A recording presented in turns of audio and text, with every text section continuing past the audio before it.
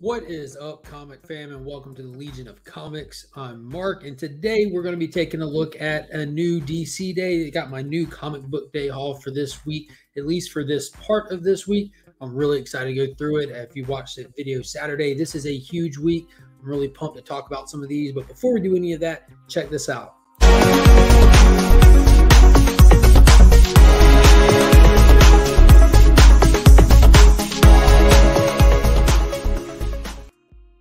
Huge shout out to Big Time Collectibles for sponsoring the monthly Legion loot box, the giveaway for the channel members. Be sure to check them out at bigtimecollectibles.com. You can also follow them at Instagram and Facebook if you're not already doing so, and be on the lookout because this Thursday there will be a live Big Time Collectibles mystery box battle right here at 8 p.m. real time. That's Eastern. So everybody you see pictured on the screen there will be joining me to unbox their Miko Suyon edition mystery box to see who comes out with the victory. And also, if you need anything cleaned or pressed, hit up Justin Comic on Instagram. Be sure to use that promo code WeAreLegion and take advantage of the special offer he's got running right now. All right, so let's get into it. Like I mentioned earlier this week, I did the Legion list video. This is a huge, an actual huge new comic book day. This is a kind of the biggest one that we've had in a while, like in a long while. For the past few weeks, it's been like, I don't know, between 5 to 8 titles kind of thing, if I'm stretching it. But this week, it's an actual stack of DC. This is just the DC, and there is, I think I've got 1, maybe 2 on my digital-only read list. We'll see. We'll see. But kicking it all off is the finale of the miniseries. It was 7 issues from Brandon Thomas. It's Aquaman, Green Arrow, Deep Target, and that was my first pickup. This was a series that had no business being as fun as it is. I was able to go ahead and read this one earlier today. It ended well. It was a classic Freaky Friday start to it where you had a body swap scenario and it ensued a mystery of how did it happen and correcting it. You had this government agency, Scorpio, messing with the time stream, trying to change the dynamic of who's in control and who are powerhouses on Earth, and it went south, and it was just action-packed. It was whimsical. It was fun. It was just a good time. So that one was the first one up there. Next up, from Chuck Brown, we have Aquaman #3. So we had Jackson Hyde in his own title called Aquaman the Becoming, which was a miniseries, as well as Black Manta had a limited series that led into this title, Aquaman. It's almost like a small little event. They've been doing a lot of events at DC lately with the Shadow War, with the War for Earth 3, Trial of the Amazons, and this was the one that affected the Aquaman titles. And I don't know if this was intended to be an ongoing, kind of moving forward, calling it Aquaman, but it did get announced that this is already sees the end of its run in the near future.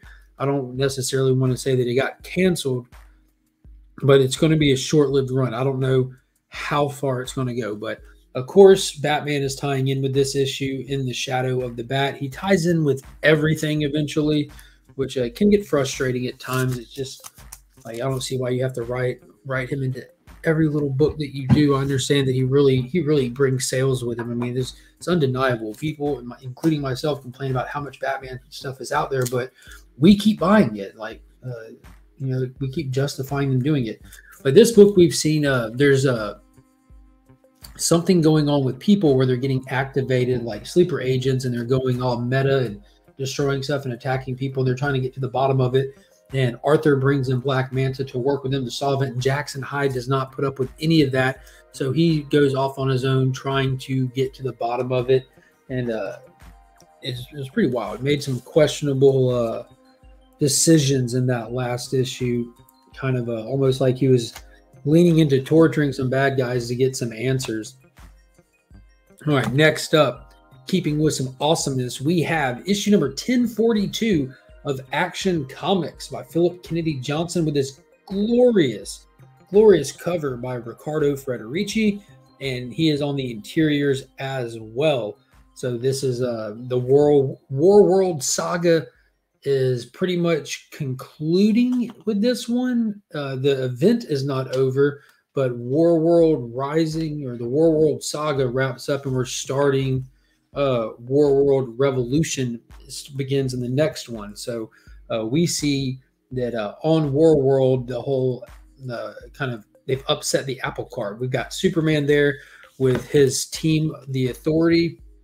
They fell really quick when they got there. They've been enslaved. We've had Midnighter in the shadows just causing all kinds of havoc and kind of just rallying the people that are enslaved on War World. He's kind of gotten them where he needs them to actually start seeing him as the hopeful, iconic leader that he is intended to be, and kind of changing that mindset that they had where they were happy being in enslavement. And it gets to the point where Mongol is coming to just shut it down. But we're finally to the point where the revolution is going to take place. The time of just simple enslavement is over with. It's time to turn things up an octave, and this has been amazing from start to finish. If you are a Superman fan, I know that you've been pumped reading this, and if you are not somebody who kind of is drawn to Superman, you just feel that he's too bland, he's just too whatever, this is the series that you should be checking out. This is the one that in all right is the best opportunity to see what Superman is all about and get an opportunity to really see if he speaks to you. This is one of the high moments in the series. All right, next up, I've got 2 copies of this. I couldn't pass up. You know, I normally stick with just my A covers, and there it is for Swamp Thing, issue number 12 of 16 by Rom V. And I did have to buy a B cover on this one. You'll see why in a minute. But we have what is this guy's name? I absolutely love the interior art. It's Mike Spicer. This guy really is a great pairing with Rom V. Like, it's hauntingly good. It's really clean artwork, but it's just, I don't know, like rough enough to create the atmosphere that's needed for this.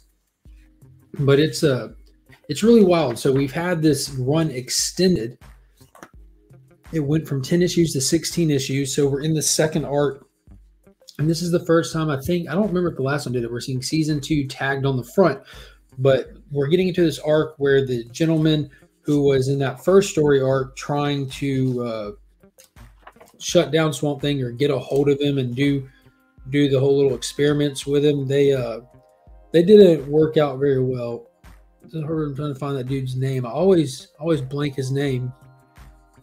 But he was the big corporate guy who Swamp Thing stormed his castle at the end of the first arc, and he got himself like kind of overextended. And he shut him down, but we saw where Jason Woodrue was working with his people, and they had that pale wanderer guy from the desert in the first couple of issues, and they were integrating him with Mr. Pilgrim's body. And that's what we saw in the last issue. They woke him up. They rebirthed this entity that we can only assume is like an avatar of the desert.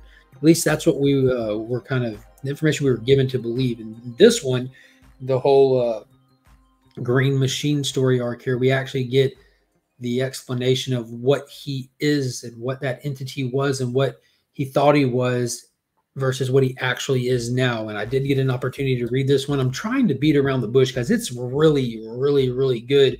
And giving you too much of even the concept of it is going to kind of ruin what's going on here. And it was an awesome concept to introduce, and it's super accurate. And I'm surprised that it's only now getting to the point where someone's writing about it. But this is a dope series. We still have Tefe Holland with Levi's girlfriend in the green going to retrieve Levi, who's been kind of just disjointed in the green ever since the final fight with his brother Jacob at the end of issue 10. And yeah, it's just going to get awesome from there. And here's the B cover for it. I had to get it. My dude Liam Sharp just was dropping heat with this one. Let me see. There it is. But that is just gorgeous. I absolutely love that. I saw that and I'm like, dude, I need that. And then I looked. I'm like, of course I see why I need it. Liam Sharp is just one of those artists when I see his stuff, it just speaks to me. I'm like, that is wild. Like, just the level of detail and I don't know how to describe it. The colors are amazing. You got Swamp Thing and his arm like either coming to be or just dissolving, and you go down, he's like turning into roots and stuff. But this one was just a must-have for me. You know, one day maybe I'll have the opportunity just to slab up a bunch of covers just for the sake of doing it and just do a lot of cool displaying. Might use those comic skins just to be able to swap them out, but had to get it. All right, next up, this is the second to last issue of this series. Like Aquaman, they've already called an end to the series. This one has this issue and then one more after it, and that's Teen Titans issue number 14. And who it's, I think, Tim Sheridan. And judging from the cover, you've got Cyclops and Changeling there, Beast Boy. And we know from the 2 issues ago, Red X destroyed Titan's tower, and in its collapse, Cyborg and Beast Boy are critically injured, and they've been on the operating table, and everyone's been trying to do what they can to save their life. They're about to die, and we know from Future State where it's going. So expect to see these two become one entity, and I'm not sure if this series is ending at 15, what they're going to do or how that's going to play into things moving forward, but that's exactly what's about to happen. Is these two are going to get turned into one entity that's going to be I can't remember what it was called, Cyborg, who knows, but that series has been really fun. I was talking about it last night. It's had its high points, it's had some low points, some throwaway issues, but overall I've enjoyed it. It's definitely not been the strongest Teen Titans run, but there's been a lot of stuff that they've been introducing in it, from Nevermore and Dane, or that's his name, Dane, but Nevermore ushering in like the apocalypse, with Shazam having to stay in hell and relinquish the power of the champion to try to hold back these entities, these riders of the apocalypse, from Raven seeing these visions of this world where it's coming to that, with the threat of famine taking over Wally West and becoming like this entity that just murders people on Earth, as well as, what was that other one? There's so much stuff. The Black Adam that they found that was not the same Black Adam that we're used to seeing, but an old, young-looking Black Adam that's working with Dane, trying to stop this apocalypse and get ahead of it before it happens. So there's a lot of stuff that was introduced in that was kind of in Future State, as well as the main title, as well as the 4-issue Shazam tie-in stuff that I don't know what they're going to do with it if they're ending this at 15. So we'll see. Maybe it'll have some connection to the Dark Crisis event that's coming up, but only one way to find out. Next up, Batman Beyond the White Knight by none other than Sean Gordon Murphy. And boom, not read this one yet, but dude, I'm so pumped to get into this. Sean Gordon Murphy's Batman universe is by far one of the most unique, enjoyable, dynamic, well done. So much depth to it. Batman stories that are out there right now. This is volume 4. You had the White Knight, Curse of the White Knight, the Harley Quinn, and now Beyond the White Knight. And we're supposed to be getting a little bit of Terry's backup story, or just explanation of how he got to this. The series started out with him kind of infiltrating the remains of the old Wayne Manor and Batcave to get the Batman Beyond suit. We also get introduced to the proper Red Hood in the Sean Gordon Murphy universe that's been teased numerous times over. But boom, there we go. We're going to get into it. We know that Red Hood is not only Jason, part of the GTO or whatever it's called. We also know that he's the Red Hood and working and operating with a new Robin that we've never seen until that last issue. He had a little tease of it. But next up, from Tom Taylor, we have Dark Knights of Steel number 6. Another one I have not got into yet. Beautiful Dan Mora cover, just absolutely crushing it. And yeah, that is a dope cover. Dan Mora's art is everything right now, man. It is. That's just where it's at. So we're just kind of seeing this really amp up. This is the halfway point. We know that the House of Storms, the House of El, the Amazons, they're all real tense and looking like everyone's about to go to war with each other. It's just gotten crazy. I almost feel Games of Thrones in the sense that you don't really know where the main focal point is going to be. Everything is expendable right now. Nobody is safe, kind of thing. Next up, we've got Detective Comics issue 1059, and this is hot on the heels of the Shadows of the Bat storyline that took place in Arkham Tower. They teased at the final pages of the last issue that the Riddler is going to be the next coming story arc, and as you can see on the cover there, we got a little Riddler question mark. So we're getting into a little Riddler-ness. We know that Ram V is going to be taking over this title soon. It's still Mariko Tamaki. And we've got some Ivan Reis on the interiors. There's numerous people credited. There's always a backup story in this. And I'm not sure what the backup story is. It is Gotham Girl Interrupted. So I typically haven't been reading the backup stories inside Detective Comics. They haven't really been speaking to me. They haven't been my jam. Sometimes the backups hit, sometimes they don't. For me, at least.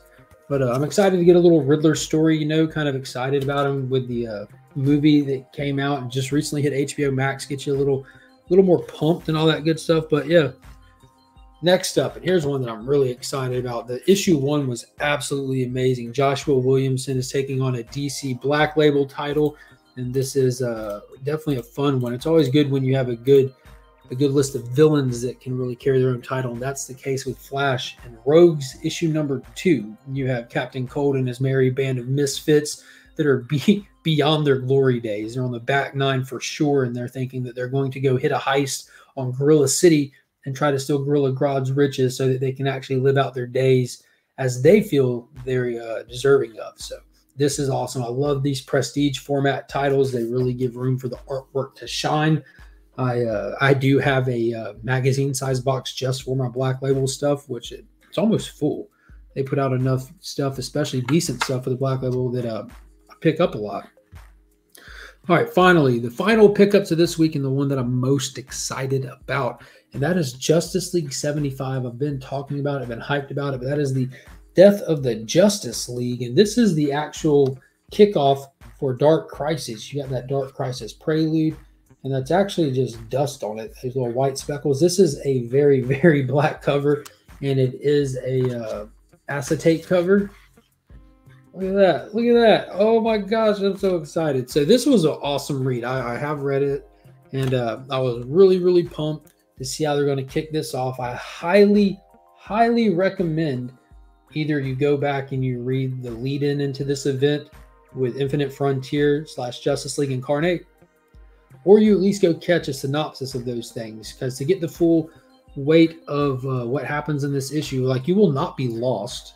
Like, what matters is included in here, but to get the full weight of it, you're going to want to do that. But if not, that's fine. Just jump in and you can roll with it and keep up.